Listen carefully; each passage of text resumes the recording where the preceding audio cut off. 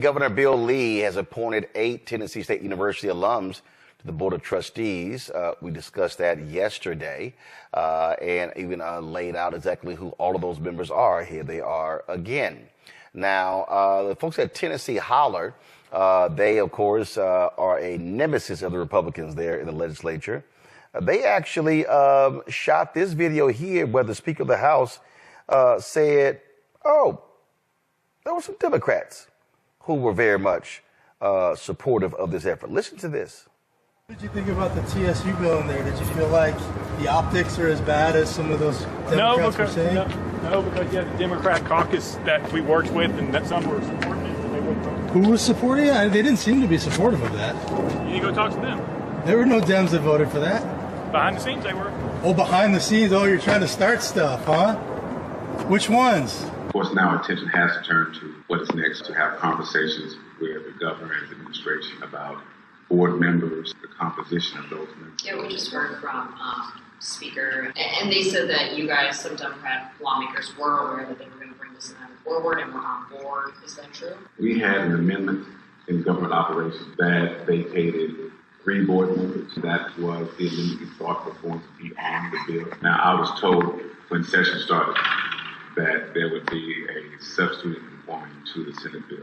And we're never on board with a total vacating of. Now, House Representative Antonio Perkins, yesterday, before the House voted, questioned why was Tennessee State the only public university in Tennessee that was hit with 5 audits in 1 year. And Chairman Reagan, I think I know you, and you know me. I know what kind of person you are. I'm not gonna sit here and call anybody in this room a racist or say that this is a racist issue, but I will talk about it being disparate, because I don't want my mic cut off. But let's talk about the difference in how this university is treated. Let's talk about the fact that we had a finding of $544 million that was actually commissioned by our very own speaker. $250 million of those dollars were given to Tennessee State University the next year, and I wish that we had not given that $250 million to Tennessee State University, because that's when the fight began. As soon as the money was given to Tennessee State University, all of the problems became apparent or were sought after. $2 million put into the budget for an audit for a university. Disparate never, ever happened in the history of the state of Tennessee. 7 audits. Y'all didn't know that, did you? 7 audits, 5 of them by the state. Those of you from East Tennessee, UT has never dealt with a situation like that. And I'm just talking about the disparate treatment of the one black university in our state. You have to ask yourself this, right? $544 million. Imagine what Tennessee State University looks like with an influx of $544 million. Imagine the people that could be there answering phones, helping students, scholarships, housing. But instead, we choose to hand over $250 million and then tell them how bad of a job they're doing. Well, how can you do a good job if you are short $544 million? Now, I want to speak to these members. I want to speak to these members that I know have an independent mindset. I want to speak to the Sam Whitsons. I want to speak to the Mark Whites, the John Gillespies, the Lowell Russells. Representative Parkinson, Representative Parkinson, I would ask you not to call out names because that gets you in a position. So Representative Parkinson. Thank you, Mr. Speaker. I thought I was speaking positively of them. But to those members who know when right is right and wrong is wrong, who will speak to the disparate treatment of our HBCU, our one land grant institution that we know has not been treated properly, then we turn the tables on them and say, you didn't get this corrected in the correct amount of time. Well, let's do 7 audits or 5 audits from the state, and especially one for $2 million that's looking for criminal activity on UT. Let's see how clean their audits come back. And I'm sorry, UT and President, I love you, but I'm just trying to make a point, y'all. This is not right. We have the power to let this action be corrected. Let me tell you about power in my 47 seconds. Power gives you the ability to bless someone or the ability to destroy someone. You only get 2 things with power: the ability to bless someone or the ability to destroy someone. And to you members, I'm going to ask you this. How are you going to use your power today?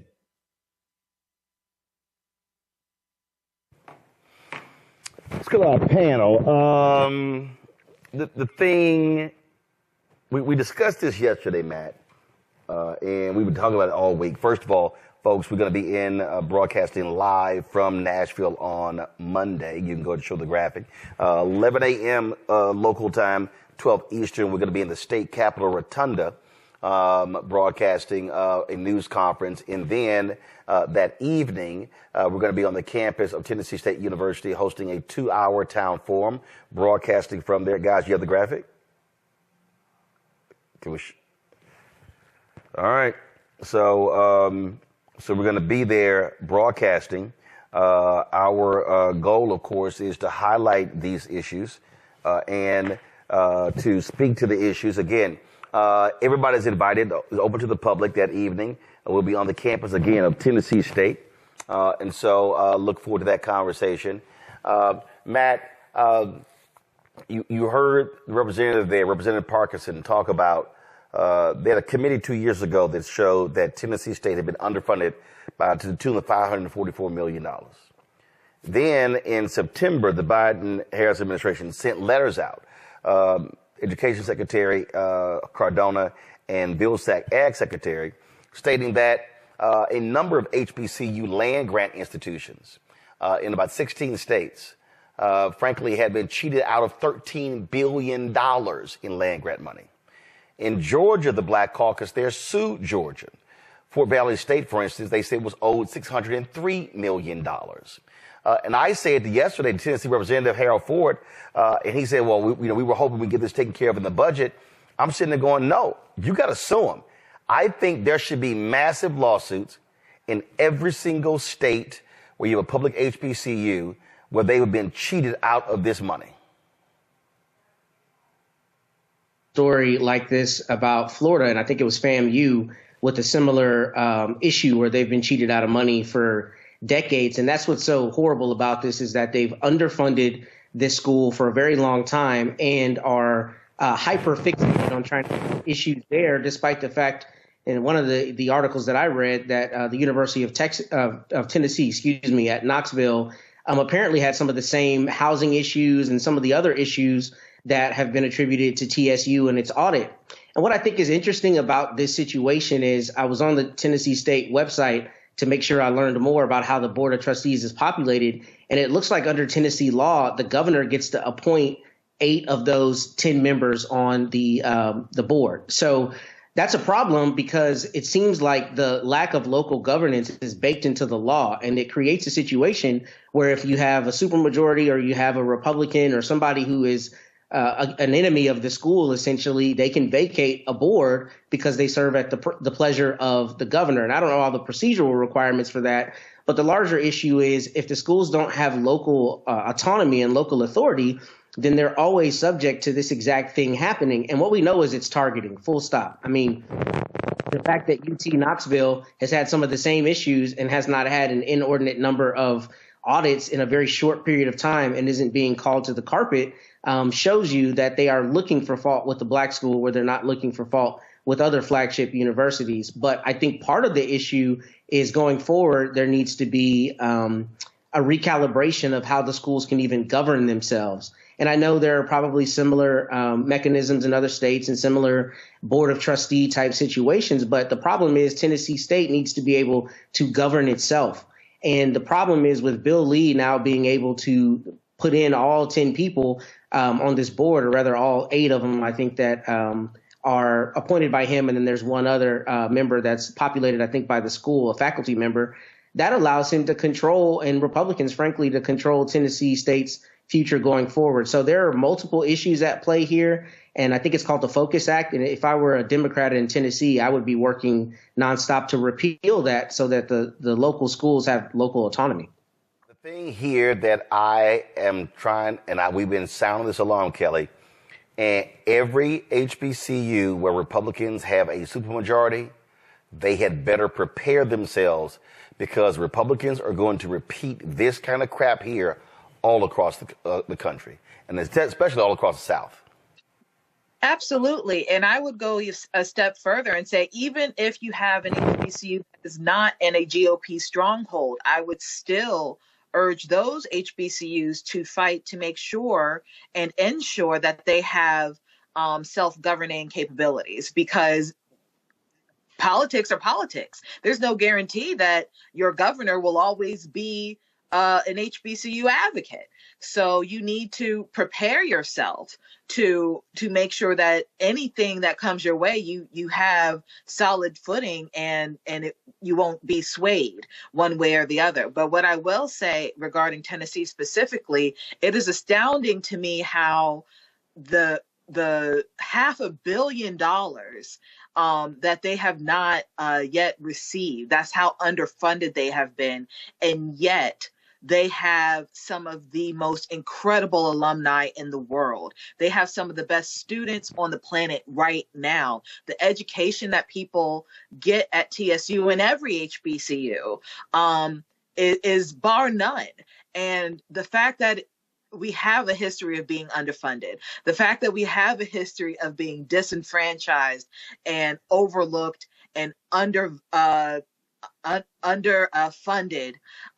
across the board, and yet you still have this legacy of excellence. Can you imagine if we actually were funded, if we actually did get our worth? And it wouldn't just be a benefit to just Black students. It would literally be a benefit to the entire country, because it would be a reflection of the entire higher education system in this country and how excellent it can all be. But racism rears its ugly head every time. And we get stuff like this. And it to me, it's just sad. The fact that racism disenfranchises everyone, but they only think of themselves. And that's how things like this just keep going and perpetuate. Michael, I'm telling you, people need to understand when you start looking at CRT, woke, DEI, affirmative action decision. Everybody kept talking about after the affirmative action decision, oh, this is a silver lining for HBCUs. No, it's not. They are going to be attacked. And these Republicans are not going to want these places to be bastions of Black power.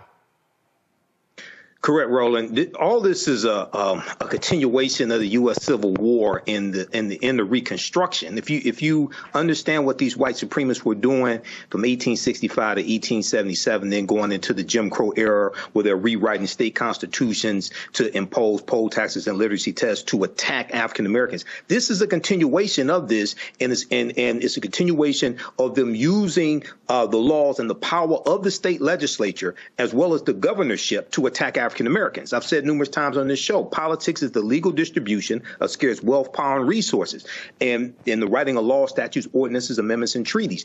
And this is what we're seeing here. Everything that governs our lives turns on the vote.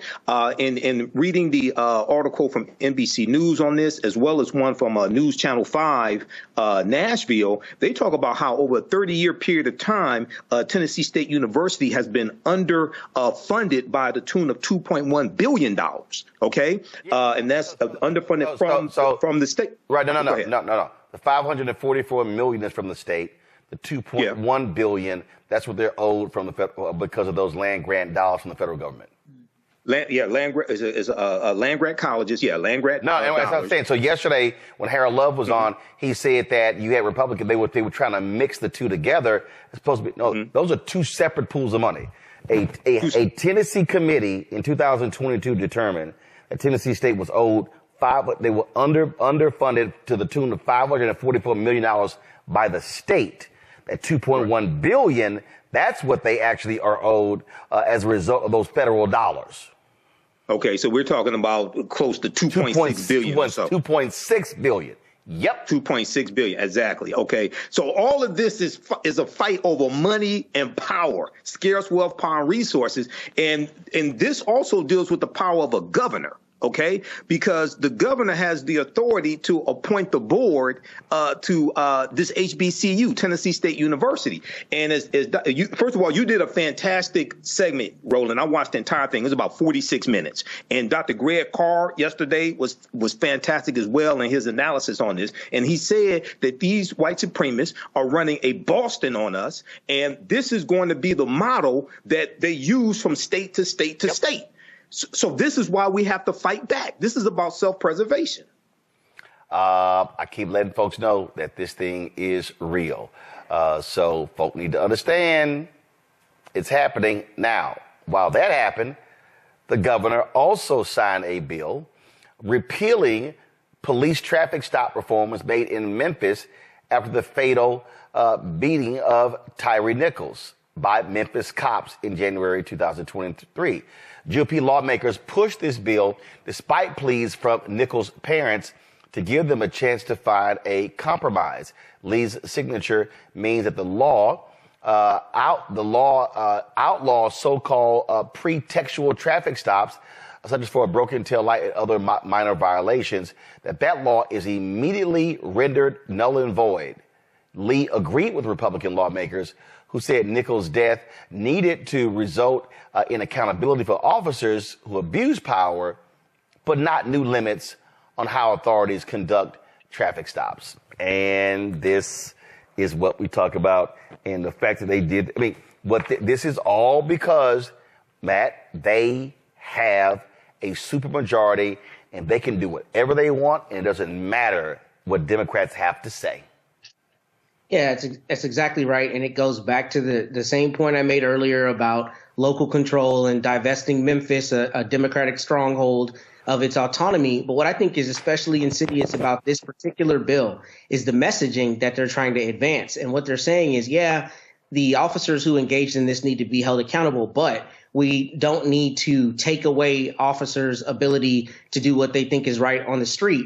And they're trying to sell that as though it gives officers more freedom to make, the stops that they think are appropriate in enforcing the law. But what it's really saying is we think the people in Memphis, one, can't do something that is, a justice reform measure where you're going to stop officers from being able to use pretext stops, which is one of the biggest issues in policing, pretext stops, where they pull you over for some minor infraction to try to search your car or do some other thing, and a major arrest ends up coming out of it, right? That happens all the time where they use a pretext to stop you. So not stopping the police officers in Memphis from doing this sends a message to say, one, we don't think you can govern yourselves, and two, we're going to give police officers carte blanche to do whatever they want, even if it is shown that those pretext stops don't correlate with a large number of felony stops and are racially divisive and racially discriminatory, which we know that they are both in Tennessee and across the country. So I think the messaging especially is problematic here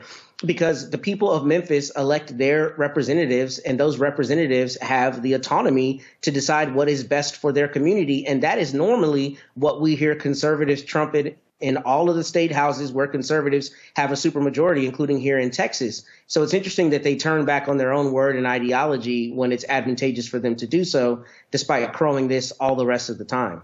The crazy thing for me, Kelly, is you got people who don't even live in Memphis, who are not from Memphis, who are now telling Memphis what they can do. And I guarantee you those same Republicans will be mad as hell if Memphis are telling them what to do in their city, in their county. Well, sure. But if anything that the GOP is good for, it's hypocrisy. So what's good for the goose isn't always necessarily good for the gander as far as they're concerned. If it's good for them, it's good. If it's good for somebody else, it's bad. And they don't want that to happen. So I echo Matt's sentiments. But really, this boils down to a power grab, a disenfranchisement yet again of people of color in that jurisdiction, and trying to maintain what little power they still have and have an attempt to grow that power so that they don't come back into this situation. But hopefully with voting, with vigilance, some things can turn back around. We say it all the time, Michael, why voting matters. You've got Republicans in Louisiana, that MAGA Jeff Landry, now the governor. Now they want to rewrite the state's constitution in 2 weeks. People better understand what happened when you stay your ass at home. So all y'all people sitting there talking about, I'm going to go ahead and stay at home in November. Okay. You're a damn fool. You're a damn fool and don't understand history. Go back to 1898 when Louisiana rewrote their state constitution. They imposed poll taxes, literacy tests, a grandfather clause, but they also imposed a 9-3 a 9-3 clause for criminal court cases, so that if you were found guilty in a criminal court case, it didn't have to be unanimous. It could be 9-3. And they did this specifically. When you go research this, they did this specifically to nullify any African Americans that were on a jury, because it was legal for African Americans to serve on juries in Louisiana in 1898. So they did that so that if African Americans on the jury found that an African American defendant was not guilty, 9 white people found them guilty. Guess what? You're guilty and you go to prison. Then decades later, it was switched to 10-2. It was made unanimous somewhere around 2018. OK, so this is a legacy of that Jim Crow era. Your understanding of politics is directly related to your understanding of history. When I hear people talking about not voting, staying at home, they are trying to wipe us off of the political chessboard.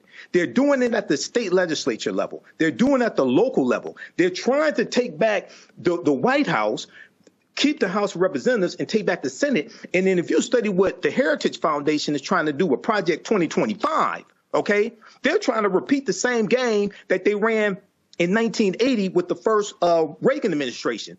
The Heritage Foundation, this right-wing think tank, they put out a book that contained 2,000 policies that they wanted enacted by the Reagan administration. The Reagan administration enacted 60% of those policies: downsizing government, reversing policies that were beneficial for African Americans. They're trying to do the same thing again because it worked, and we still haven't figured this out.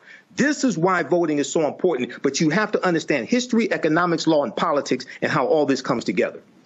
Visit our website, AfricanHistoryNetwork.com. So if you like this type of information, you can register for the online history classes that I teach on Saturdays, 2 p.m. Eastern Standard Time, usually. Ancient Kemet, the Moors, and the Ma'afa. Understanding the transatlantic slave trade, what they didn't teach you in school. We did with thousands of years of history and what leads up to the transatlantic slave trade taking place. We had a great class this weekend. Our next class is Saturday, March 30th, Saturday, April 6th, April 13th, April 20th, and then we have a couple more classes after that. Okay, so we have the information here. Click here to register. The lesson plan for all 10 sessions, plus there was an introductory session. The lesson plan is all laid out here, so you can see the type of content that we cover, click here to download the lesson plan, and you can register for the class right here. We do the sessions live. All the sessions are archived and recorded. You can go back and watch it anytime. So a year from now, 2 years from now, even after the course is over with, you still have full access.